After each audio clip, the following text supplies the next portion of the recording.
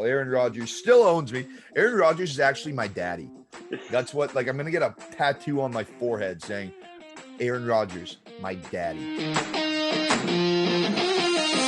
What's going on, folks, and welcome into Monkey Knife Fights preview show for a double dose of Monday Night Football. We're joined by John McKechnie. And John, what's going on? Why are there two Monday Night Football games? I'm not complaining. I'm just confused. I'm a little confused as well. You know, in years past, I remember them doing it for week one, and they'd have the West Coast game, you know, kick off at like 9:30 Eastern or something like that. Have the earlier game, you know, kick at like 7 or something. Obviously, during the COVID year, we got treated as like really one of the very few silver linings of that season is we got a handful of those Monday doubleheaders. But yeah, I mean, we're football creatures that are very, very routine oriented. So to get two out of nowhere like this, I think it puts guys like you and I on edge a little bit. Yeah, well, I remember the COVID years. You know, you had like a Wednesday night football game, and now week 2, 2022. Let's just give you two games on Monday Night Football. And the one point that I think that you said that made sense, right, was the West Coast, East Coast. Nah, not tonight. These games are kicking off an hour apart. So I don't know if you got your monkey knife fight bets going. If you're a fan of one of the teams, it's gonna be a lot of previous channel on the remote control tonight. Something tells me. Yeah, and you know, for me, as you can tell from my luxurious surroundings here, you know, for football Saturdays and Sundays, I'll bring out the TV from the bedroom, get the two TVs going in the living room. But I like being able to put that second TV away Sunday night once the Sunday night baseball game's over, then just, you know, keep the football game on. Now I'm gonna have to drag the second TV back out. I mean, clearly the NFL schedule makers were not thinking of guys like me when they did this. So you know, we'll do a little bit extra effort just for them. Yeah, I mean, like, yeah. I mean, I'm totally with you. After NFL football on Sunday night, you got to watch the House of Dragon in bed. I'm completely with you on that one. Now let's jump in. Game 1, Titans at Bills. Wow, the Titans, they kind of had a bit of a free fall in their opening week, and the Bills came out and smacked the Super Bowl champs, defending Super Bowl champs, in the mouth. Starting off with the quarterbacks here. Josh Allen, 275.5 yards. Ryan Tannehill, 215.5. It's Josh Allen at 275.5. I think that's a nice little line to go for the more there, John. But I'd love to hear what you have to say about it. You know, I tend to think so as well. You know, you look at the spread in this game. You know, the Bills favored by 10 points in this one against a Titans team that has given them trouble each of the last couple of seasons. And, you know, Vrabel is always cagey in these type of spots. The second you start doubting Vrabel and the Titans, you know, that's kind of when they tend to rise up. But, you know, I think overall, when you look at this game and the way that the Bills function and the way that they're clicking right now, it's hard to go with the less for Josh Allen. So I think that, you know, the combination of Gabriel Davis, Stephon Diggs, you know, Dawson Knox was barely even involved in that first week. He gets in the mix here. That's just a lot of weaponry for the Titans to slow down. So I'm going to go with the more as well here for Josh. Yeah, I think that's just kind of the projected game script, right? You said it, that this Titans team's had the Bills number, and when they last met, the Titans knocked them off in Tennessee 34-31.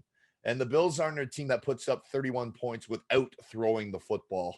So I'm going to take the more there on Josh Allen. Now, Ryan Tannehill is a little more interesting. This is a line that he could hit potentially, but I feel like Derrick Henry's got to get going. But can he get going against the Buffalo defense? I'm going to take the less on this because I just feel the necessity, even if Tennessee goes down 10, 14 points early, if they don't get Derrick Henry going, if they don't spend that first half at least trying to establish the run, they'll be down 40 points. No, that's a great point. I mean, that, like, you can't really apply that conventional football wisdom to a Titans team that's so reliant on Derrick Henry, where, yes, like, Derrick Henry is their best way of coming back in the game, even if it works against them with the clock. But I will go with the more. I just feel like at the end of the day, Vrabel might have to jump off of that the train that he's been riding with Derrick Henry. They're going to have to throw the ball a little bit here, and 215.5 is just low enough to where I'm interested. I think it's a very ugly, like 220 yards that Ryan Tannehill gives us, but I think it's just enough to push us to the more. All right. Well, I gotta respect it. I have to respect it. But when I was looking at the script last week and just seeing Derrick Henry, 21 touches, only 82 yards on those 21 touches, I think that there's going to be something a little more emphasized about the Titans and Vrabel trying to get that run game going, especially in Buffalo. It's going to be loud, primetime game. I'm sticking with my guns there, and I'm not sold on Ryan Tannehill's receiving core as of yet. Now, speaking of receivers, Stephon Diggs, 6.5 receptions. Yeah, I'm going to take the more on that one. Diggs he's looked good. Yeah, looked good. Yeah. That not much needs to be said on top of that. Stephon Diggs confirmed good. We both know it. Everybody knows it. 9 targets last week, catches 8 of them. I think we see him push for double-digit targets yet again, and he's not catching less than 60% of his targets. So there you have it. Yeah, I think that's a really sweet spot. And then obviously we just spoke about Derrick Henry. I think a bit of a disappointing performance last week. Obviously, 82 yards is nothing to shrug about in the NFL, but from a fantasy owner perspective, I'm sure if you have Derrick Henry, from what we've come accustomed to from a healthy Derrick Henry, I almost feel like triple digits it should be a lock, especially on 21 touches. Tonight's going to be tough, but 89.5 yards. It's going to be tough to get.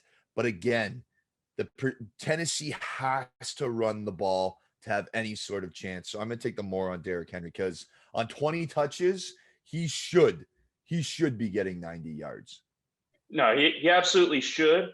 I'm just going to say he's not. I think that this I've gone back and forth on how this game is going to shake out. And I think it's either, like we've seen in the last couple of years where the Titans rise up and give Bills fits, or the Bills once again prove on the national stage why they are the Super Bowl favorite right now. And I'm leaning towards the latter here. I think that the Bills kind of end up pasting the Titans. And I think that, in doing so, Derrick Henry can't get rolling. So I'm just going to, just logic that one out and say that Bills crush them, and as a result, Derrick Henry gets held in check under 89.5 yards. Well, here's an interesting one for you. Robert Woods, if you're taking the more on Tannehill, do you take the more on Robert Woods? I'm more of a less feeling on the Robert Woods here, 40.5. His line was 44.5, so other people have been hitting the less there. 41 yards is definitely doable, but can Tannehill get the ball to him? Right. I mean, you would think that with what the Titans are rolling out there offensively outside of Derrick Henry, like you mentioned, it's not a passing game that you can be really sold on. So you would have figured more than 2 targets for Robert Woods in the opening week of the season. I think that they correct that this time, maybe overcorrected even.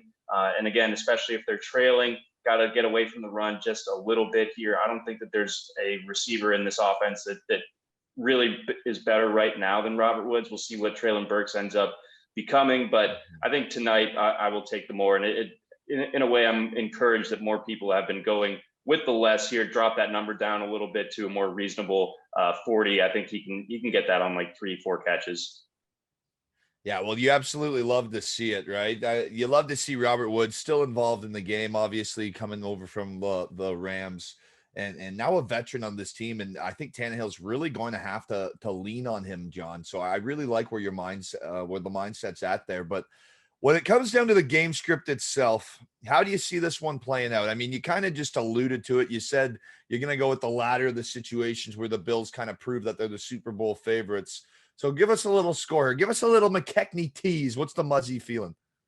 Let's see here. The Muzzy is saying to me, and I think the over-under here is like 47.5. So I'm going to go with Bills 31 and Titans 17. So just sneaking to the over with the Bills covering. Yeah, see, and one thing that I have to note was that the Buffalo Bills converted 9 of 10 third downs last week, and the Titans stopped the Giants on just 2 of 10.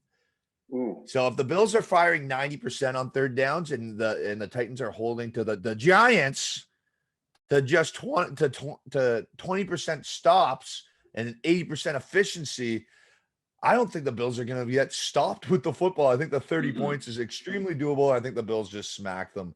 And honestly, I think they can cover the points. It's one of those games. They're at home. They're going to be fired up. All the momentum. They have that North America's team right now. It's a good time to be a Buffalo Bill fan. I'm not, but I'm just saying it is I'm a Bears fan. It's a terrible time to be a Bears fan. Oh, Vikings, Eagles. Oh man, I don't even want to talk about it. I'm just getting right into the Vikings. Oh, great. So my Bears get slaughtered on Sunday Night Football. Aaron Rodgers still owns me. Aaron Rodgers is actually my daddy. That's what, like, I'm going to get a tattoo on my forehead saying Aaron Rodgers, my daddy. Anyway, let's get into this. Kirk Cousins, Jalen Hurts. I think Cousins is going to go for the more. That's the kind of the game script that I'm projecting here. I think that Minnesota is going to have to throw the ball to keep up with that Eagles rush attack. Run, Eagles, run. So I'm going to actually take the more on Kirk Cousins at the 270. I think he gets 275 tonight on Monday Night Football. Yeah, I mean, it's a high number, but I mean, we can always say what we want to say about Kirk Cousins, and usually we end up being right. But he has Justin Jefferson. Like, he's gonna get him halfway there. Like, then you just need Adam Thielen and KJ Osborne, Irv Smith, maybe to Dalvin Cook, on the dump offs to get you the rest of the way there. But I mean, when that Jefferson is giving you like 150. Oh man, I've got to go with the more here as well. Yeah, when Jefferson's getting you the 150, you like that.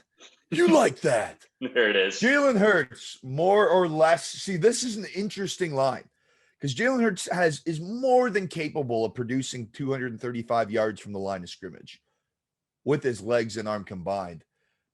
Tough one here. John, I'm going to throw this to you. I'm feeling the less here.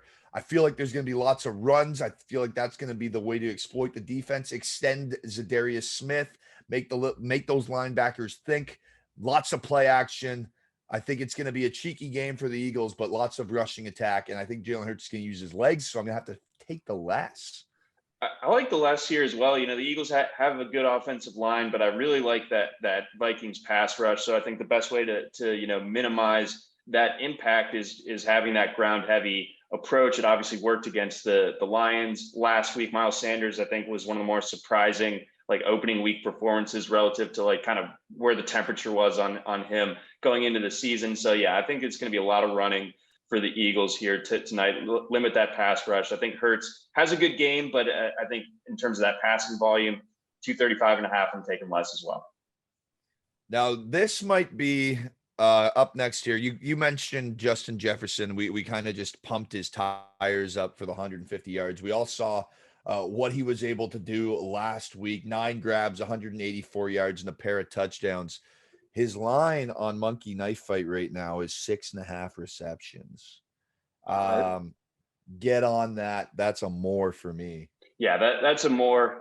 We're going to see him push for 15, 16 targets. I think this is going to go extremely well for Mr. Jefferson and those who believe that he's going more than 6.5 catches. Yeah, well, it's up to 7.5 now, John. My opinion does not waver. Neither does my confidence. When a guy's getting 15 targets at that level and that quality of receiver, I like it, especially when his quarterback threw. I mean, Kirk Cousins, he's a serviceable guy. 277 yards last week, more than serviceable. That gets him the more this week. Yeah, Justin Jefferson on the more. Now, Dalvin Cook, this is interesting because I feel like Dalvin Cook gets a lot of heat for being injury prone, which he is. But when he's on the field, man, is he ever a monster. 17 touches for 90 yards last week. Ooh. This is my hardest. When I was going through the rundown today, it's just because I feel like Minnesota is going to pass the ball, but Dalvin Cook could easily get this on 2 runs. Right. So I think I'm going to go with I got to as much as I love my Bears, I got to respect the quality that the chef is cooking up, and I'm going to go with more on the Dalvin Cook line there. Yeah, it is tricky because, like you said, he can make this look foolish and just clear that number in just a handful of runs. He does have that big playability. I'm going to go with less. I think that Philadelphia stacks at the box a little bit. You know, that they're obviously going to have to worry about Jefferson, but I think that they're going to be able to slow cook just enough. And maybe, you know, if the Philly offense is answering the bell enough, maybe they have to get away. Vikings have to get away from the run just a little bit here. So I will take the less on Cook, but feeling queasy about it, I gotta say. Yeah, it's like, as I said, it's such a tough. Oh yeah, it's a tough number. It's you saw what he did last week, and then you know that at any moment he just takes one bad step and he's out of the game at 10 yards in the first quarter. So it's a tough line with Delvin Cook. AJ Brown, however, wow. What an emphatic entrance into Philadelphia. The new birdies decided to leave the nest last week, and AJ Brown was one of them. I'm going to take the more on this because of the target share that I saw in week one. That's why. That's the only reason. I know I took the less on Jalen Hurts, but AJ Brown with that target share, yeah, sir, give me a double dose of that. Yes, please. On AJ Brown, the targets, like you said, are crazy. Maybe they try to like funnel a little bit more to Devontae Smith, but like I think, you know, this is where the Eagles' bread is buttered on offense. It's AJ Brown. Like he's such a stud. The run after the catch ability. Oh boy, the Vikings secondary like better make sure they ate their Wheaties and took their pre-workout tonight, because AJ Brown is going to really put a hurting on them. So I'm taking the more. Yeah, and I just the Eagles running backs in general, right? The Vikings gave up 6.2 yards per carry last week on the ground. The Eagles are going to be able to run, and then that's going to open up AJ Brown on those play action passes like we alluded to earlier in the show. I love the more on that one. Now, this game, I feel like this game's going to be a little more competitive and a lot of fun. The over under that I was looking at, I believe, was at 50. It could have moved a little bit, John, if it has moved. I saw 50 and a half. I think the Eagles are going to get it at home, and I think it's going to go for more. I think that both teams will have opportunities to score, and I think that's exactly what will happen in a fast-paced football game, because there's going to be a lot of rushing. I mean, what's better than an over on Monday Night Football to close out the week? So I'm with you there. I think this game does deliver on the hype. This is a game that, you know, if you looked ahead over the summer, it's like, oh, that could be fun. But after week one, you know, I think that this has the potential to be a game that features two of the best offenses in the NFC, if not the entire league. So I'm really excited for this one. I think it delivers. The defenses on both sides have some talent, but I think the offense overrides it. Here we go. We're going over 50 points tonight. Yeah, and it's so interesting to say week two that the Minnesota Vikings kind of seem like they become the favorites of the NFC North, and then the Philadelphia Eagles are the favorites of the NFC East. Anything can happen. It's football. But holy smokes, you got some storylines heading into this one. Now, John, it's an exciting day. I'm going to be doing a little dance tonight, a double dose of Monday Night Football, and we have a touchdown dance for the fine folks. Now, John, how do we want to do this? Do we want to go game by game or just kind of run it out there? Let's just run it out there, man. I got three for you right now. Two of them are going to get their first touchdowns of the season. AJ Brown in front of the home fans in Philly, you know, dominated last week, didn't find the end zone. He's going to tonight. So that lock that in for the first one.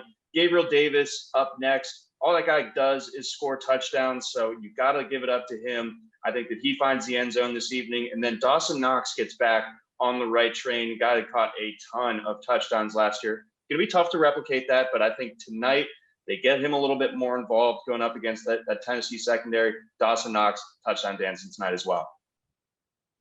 Yeah, I like the pick. Look, he was very effective in that zone last season, and I think that's a bold strategy going with two Bills on a 4-game slate, or 2-game slate, pardon me, 4 teams in action, but it's a good strategy. Bold. Hey, fortune favors the bold.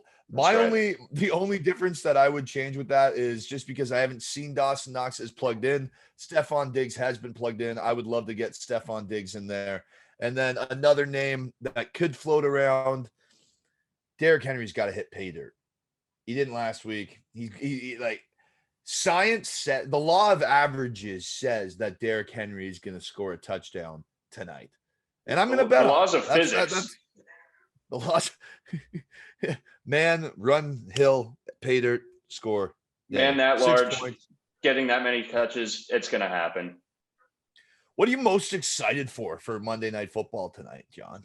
I think the two stud receivers in the later kick, like I want to see something kind of turn into almost like Justin Jefferson and AJ Brown, like outdoing each other each time that their team has the ball. Like, oh, he just did that, I'm going to go out and do this and top it. I think that we could see that almost like that game within the game.